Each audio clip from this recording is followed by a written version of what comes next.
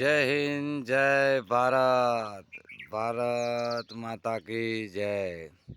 આજના તાપમાનમાં રઘવાયું વાતાવરણ છે, તો મારા વાલા મિત્રોને જણાવવાનું કે કોઈ પણ પ્રકારના ખેતરોમાં પાક કેવું હોય છે કે બાજરી છે, કોઈ કઠોળમાં ગુવાર ફળી છે, ચોળા ફળી છે, અન્ય પાકોમાં કોઈ નુકસાન ના થાય તેની કાળજી રાખી અને વાલા મારા ખેડૂતો મિત્રોને કે એની પૂર્વ સેફટીમાં રહેવું અને તેઓ તાટપત્રી જેવી વસ્તુઓ, ત્રિપાળ જેવી વસ્તુઓ ઘરે લાવીને રાખવી કે જેથી કરીને કમોસમી વરસાદ પડવાની સંભાવના છે, તો સેફટી કોડમાં લાવેલી વસ્તુ પડી છે તો ઢોકવા થાય.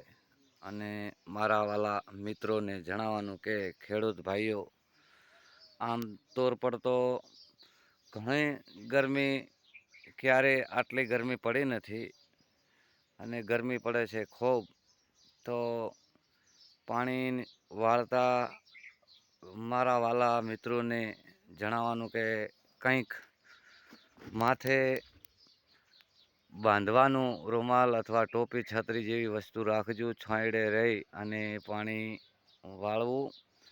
અન્ય વસ્તુઓ એટલે કહેવાય છે કે ગરમીનો સામનો કરી અને તમે અનાજ પકવો છો, અને કહેવાનો મતલબ એક જ કે આવા કડકડતી ગરમી પડી રહી છે કે જૂનો કોઈ કૂટો પડ્યો હોય અને આવી ગરમીથી સળગી જાય, બોર ચાલતો હોય તો બોરનું વાયરિંગ પણ સળગી જાય છે. મારા વાલા ખેડૂત મિત્રોને જણાવવાનું કે તમે ખૂબ તડકો વેઠી અને પાણી પાઈ રહ્યા છો અને તમે અનાજ પકવી રહ્યા છો, તેઓ સિટીમાં કે મોટા કોઈ વેપારીઓને કે અથવા કોઈ નોકરિયાતને ખબર શું પડે કે અનાજ ક્યાંથી પાકીને આવે છે અને કેવી રીતે પાકે છે. એમને તો એક જ હોય કે ફેક્ટરીમાંથી લાવે છે માલ, જેવી રીતે ઘઉં છે, દાળ છે, ચોખા છે, આવી રીતની વસ્તુ લઈ અને તેઓ ઉપયોગ કરતા હોય છે. પણ ના, અહીંયા જગત આતા એટલે ખેડૂત મોટા પ્રમાણમાં દાતાર છે. એ ખેડૂત પકવે છે અને આવી ઠંડી, ગરમી અને વરસાદની ત્રણેય મોસમમાં સામનો કરી અને તેઓ પકવે છે, આપણા સુધી અનાજ પકડાવે છે. હું પણ ખેડૂત છું.